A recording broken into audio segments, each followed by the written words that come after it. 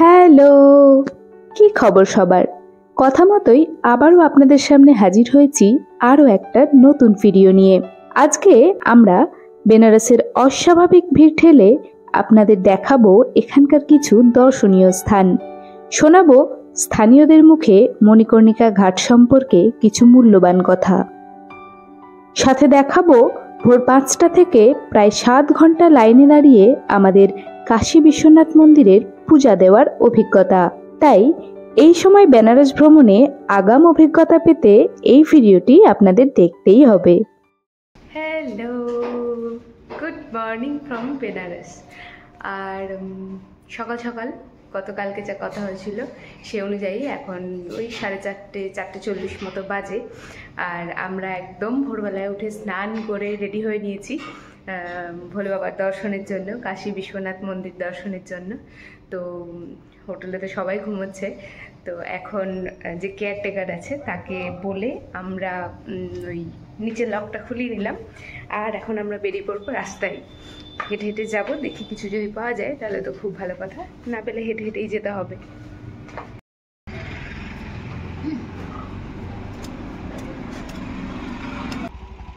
চলো,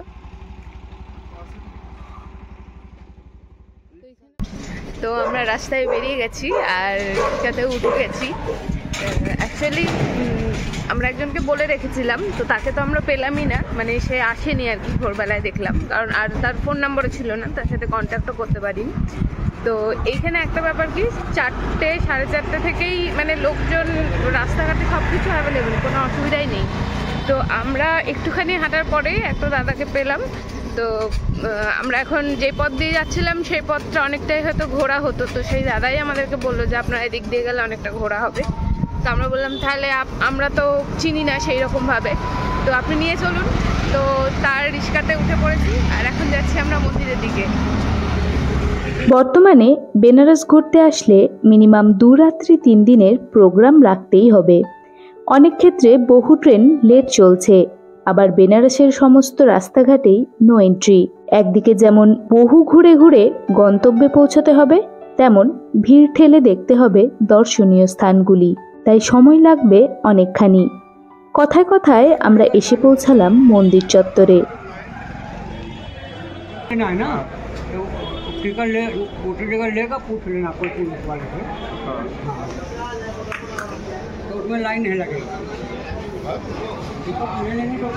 পুজো দেওয়ার দিন চেষ্টা করবেন 4টের মধ্যে লাইন দেওয়ার, তারপরেও পুজো দিয়ে বেরোতে 6 ঘন্টা মতো লেগেই যাবে। আর এই সময় মন্দিরের সমস্ত ভিআইপি লাইন বন্ধ করা হয়েছে। ভোর 4:30 সময় বেরিয়েও আমরা প্রায় 3 কিলোমিটার দূরে লাইনে দাঁড়ালাম।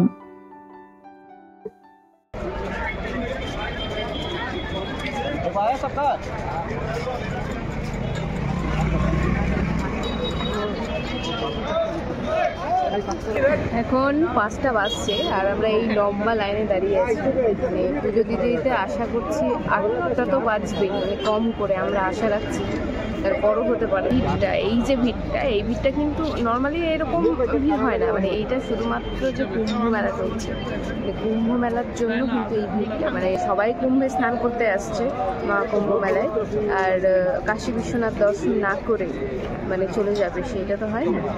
তো এই জন্যই কিন্তু পুরো ভিড়টা।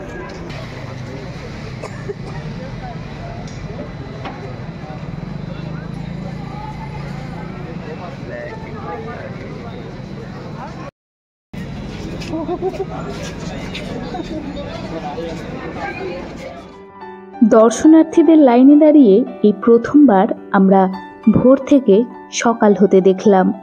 ভিআইপি লাইনে থাকলে কষ্ট ছাড়াই হয়তো পূজা দেওয়া যেত, তবে এমন সুন্দর অনুভূতি থেকে অবশ্যই বঞ্চিত হতাম।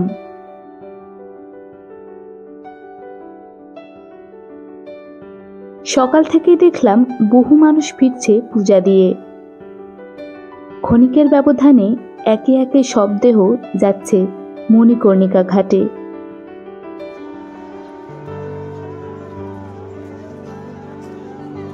লাইনে দাঁড়িয়ে বন্ধুত্ব হলো কত মানুষের সাথে। প্রায় 9টা বাজতেই আশেপাশের দোকানগুলি খুলতে শুরু করলো।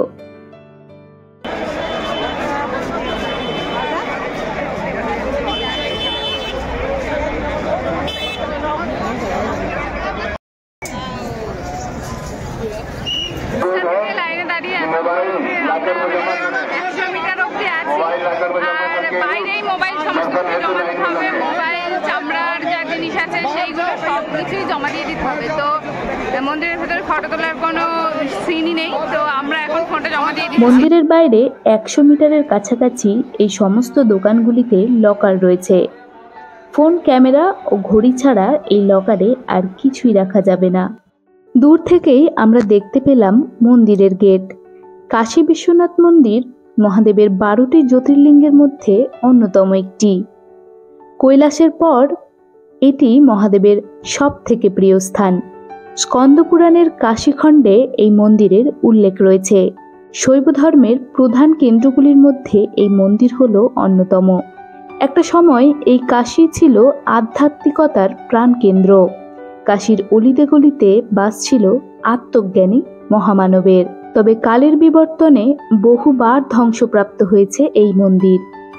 একাদশ শতাব্দীতে রাজা হরিশ্চন্দ্র এই মন্দিরের পুনর্নির্মাণ করেন। তবে মোঘল আমলে ঔরঙ্গজেব মন্দির ধ্বংস করে এখানে জ্ঞানব্যাপী মসজিদ তৈরি করেন। তবে সর্বশেষ মহারানী অহল্যাবাই হোলকার এই মন্দির পুনর্নির্মাণ করেন ও শিখ সম্রাট রঞ্জিত সিং এই মন্দিরের চূড়া সোনা দিয়ে মুড়ে দেন। খুব কষ্ট করে পুজো কমপ্লিট করলাম আমরা। আর পুজো কমপ্লিট করার পর এখন চলেছি মণিকর্ণিকা ঘাটের দিকে। আর ওখানে তো পুরোপুরিভাবেই মানে কাশী বিশ্বনাথ মন্দিরের কমপ্লেক্সের মধ্যেই ক্যামেরা অ্যালাউ ছিল না কোনোরকমভাবে, যদি বা এমনি সময়েও থাকে না, কিন্তু এখন পুরো কমপ্লেক্সের বাইরেই আর কি, বাইরেই সব কিছু রেখে আসতে হবে এরকম ব্যাপার। তো যতটা পেরেছি চেষ্টা করেছি। মেন আমার উদ্দেশ্য ছিল এটাই যে এই সময় কাশী বিশ্বনাথ বেনারস ঘুরতে আসলে কী পরিস্থিতির মধ্যে ঘুরতে হবে সেইটাই দেখানো। আশা করছি। এবার আসি মার্কেটিং এর বিষয়ে। মন্দির থেকে মণিকর্ণিকা ঘাটের রাস্তায় চক বাজারে পাবেন খান্না শাড়ির দোকান। হোলসেল এই দোকানে বাজার মূল্যের থেকে অনেক কমে আপনি বিভিন্ন রকম শাড়ি পেয়ে যাবেন। 500 से लेके आपको 1,50,000 तक का साड़ी हम दे सकते हैं इस शॉप में। ये हमारा जो है आपको होलसेल गद्दी बोलते हैं बनारसी में। आप सर्च करेंगे गूगल पर तो बनारस का होलसेल मार्केट चौक मार्केट, ये चौक मार्केट है।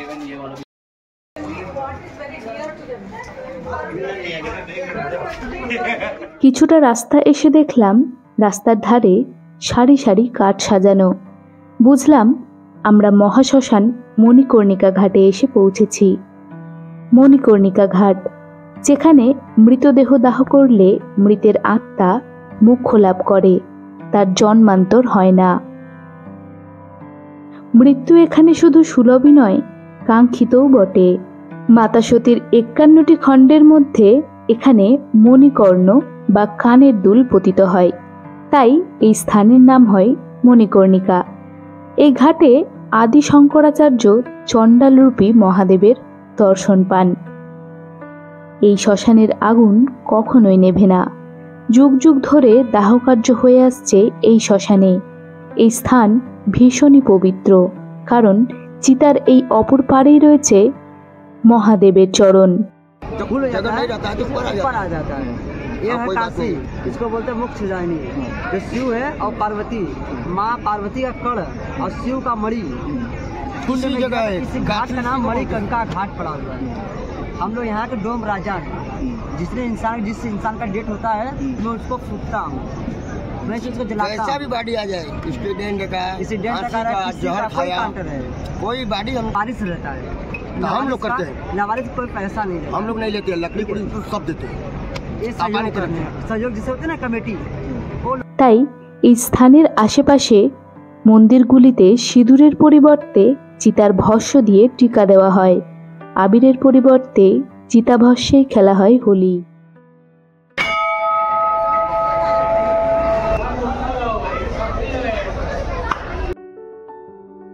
মণিকর্ণিকা ঘাটেই রয়েছে রত্নেশ্বর মহাদেবের মন্দির, অর্থাৎ মাতৃঋণ মহাদেব মন্দির। মন্দিরটি গঙ্গা তটে 9 ডিগ্রি হেলানো অবস্থায় রয়েছে। গ্রীষ্মকাল ছাড়া এই মন্দিরের গর্ভগৃহ প্রায়শই জলের নিচেই থাকে। এখন আমরা মণিকর্ণিকা ঘাট ঘুরে এসে নবঘাটে যাব। বেনারস হলো ঘাটের শহর। এখানে 84খানা ঘাট রয়েছে। প্রতিটি ঘাট ঘুরে দেখতে প্রায় 2 দিন সময় লাগবে। তাই আমরা ঠিক করলাম নৌকা করেই আমরা নমঘাটে যাব।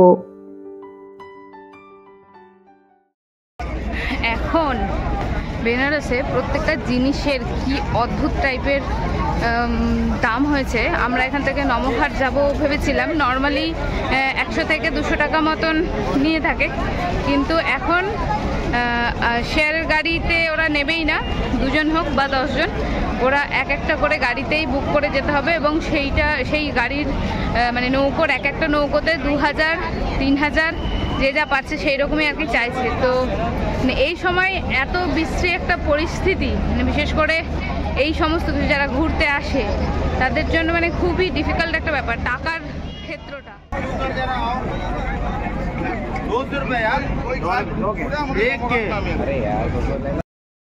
আমরা অনেক ঘুরে মণিকর্ণিকা ঘাট থেকে এগিয়ে এসে অগ্নিশ্বর ঘাটে কাছে এসে আমরা একটা শেয়ারিং বোট পেলাম। তো তবে সেইটা একদম ডিরেক্ট নমঘাট যাবে না, মানে আরও যে 40টা ঘাট ওরা ঘোরায় সেই সমস্ত হরিশ্চন্দ্র ঘাট অবধি ঘুরে 80 ঘাট ঘুরে তারপরে আমাদের ঘুরিয়ে পৌঁছে দেবে নমঘাটে। আর সেই জন্য ভাড়া পড়ছে আমাদের পার হেড 200 টাকা করে। মিনিট 5 ব্যবধানে আমরা যাত্রী পেলাম বোটে এবং যাত্রা শুরু করলাম নমঘাটের উদ্দেশ্যে।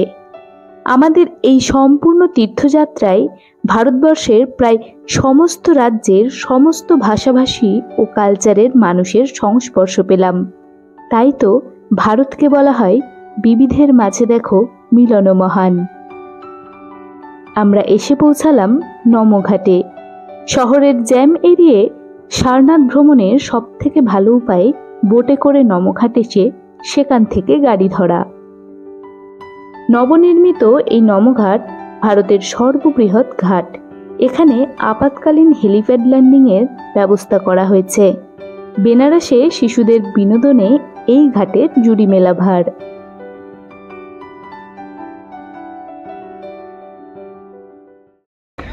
নমঘাট থেকে অটো স্ট্যান্ডে যেতে গেলে আপনাকে পুরো লম্বা সিঁড়ি উঠতে হবে, উঠে ওপরে রয়েছে অটো স্ট্যান্ড, সেখান থেকে সারনাথের অটো আপনাকে বুক করতে হবে।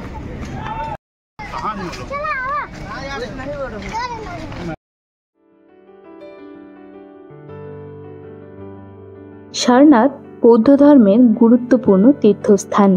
এখান থেকেই বৌদ্ধ ধর্মের ভিত্তি স্থাপিত হয়েছিল। তো প্রথমেই আমরা সারনাথ টেম্পলে যে ফার্স্ট স্পটটা বোধিবৃক্ষ, আমরা সেইখানে যাচ্ছি। এটা খুব ইম্পর্টেন্ট একটা জায়গা, চলুন দেখে নিই বোধিবৃক্ষর জায়গাটা। जैनों ने 5 शिष्य को उपदेश दिया। अब 4th प्लेस गोरखपुर कुशीनगर, जैनों ने अपने शरीर को त्यागा जिसे महापरिनिर्वाण कहते हैं। सामने में पीपल का पेड़ है, इसे बोधि ट्री कहते हैं, बट ये रियल नहीं। इसका रियल आज भी बोध गया बिहार में है। ये बांस बम्बू पिलर पे टिकाया गया। এই বৃক্ষটি মেন বোধিবৃক্ষের একটি শাখা, যা সম্রাট অশোকের কন্যা সংঘমিত্রা শ্রীলঙ্কা থেকে এখানে এনেছিলেন। এই বৃক্ষের নিচেই গৌতম বুদ্ধ আত্মজ্ঞান লাভ করেছিলেন। তাই এই বৃক্ষ বৌদ্ধ ধর্মের এনলাইটমেন্টের একটি সিম্বল। বোধিবৃক্ষের পাশেই রয়েছে থাই টেম্পল।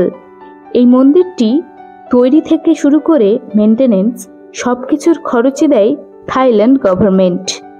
তাই এই মন্দিরটির নাম হয়েছে থাই টেম্পল।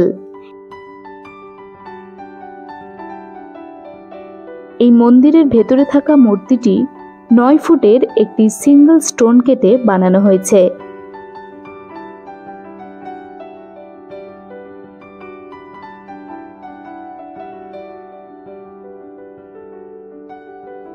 থাই টেম্পলের পাশে রয়েছে ভগবান বুদ্ধের 80 ফুট 9 ইঞ্চির একটি বিশালাকায় মূর্তি।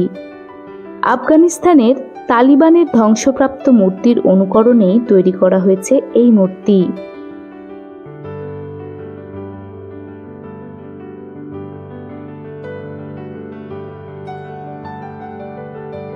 সারনাথ টেম্পলে রয়েছে মৌর্য সম্রাট অশোকের নির্মিত অশোক স্তম্ভটি।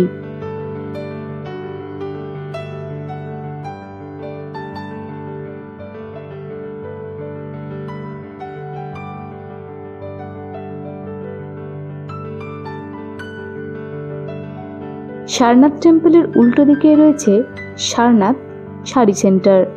এখানে আপনি লোকালসদের তৈরি হাতে বোনা সুন্দর বেনারসি শাড়ি খুব স্বল্প মূল্যেই কিনতে পারবেন। সারনাথ টেম্পলের একদম পাশে রয়েছে চৌখান্ডি স্তূপ।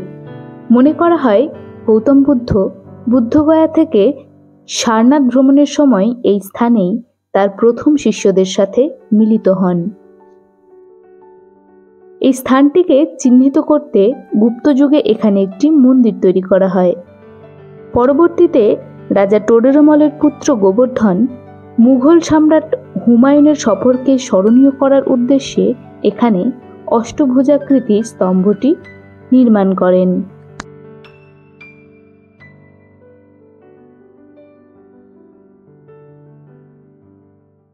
তো এই ছিল আমাদের বেনারসকে কেন্দ্র করে ছোট একটা ভিডিও। আর চেষ্টা করেছি যে মহাকুম্ভের সময় যারা যারা চাইছেন বেনারস আসতে তাদের কি কি প্রবলেমের মধ্যে পড়তে হতে পারে, কিভাবে খুব ইজিলি কিছু কিছু জিনিসকে মেনটেন করতে পারবেন, ঘুরতে যেতে পারবেন, সময় বাঁচাতে পারবেন। তো মেন উদ্দেশ্য তো আমাদের এটাই ছিল। আশা করি ভিডিওটা আপনাদের খুব ভালো লেগেছে এবং আশা করি ভিডিওটা খুব ইনফরমেটিভ হবে। আর আরেকটা বিষয় সেটা হচ্ছে এই যে মহাকুম্ভ মেলা, যেটা আমরা খুব ভাগ্যক্রমে পেয়েছি। আর নেক্সট কখনোই 144 বছরের মধ্যে আমরা সেই জিনিসটা পাবো না এবং আমরা অতদিন বাঁচবো না, এমনকি আমাদের পরবর্তী জেনারেশনও কিন্তু বাঁচবে না। তো আমরা এতটাই ভাগ্যবান, সেই সুযোগটা আমরা পেয়েছি, সেই সময়টা আমরা পেয়েছি।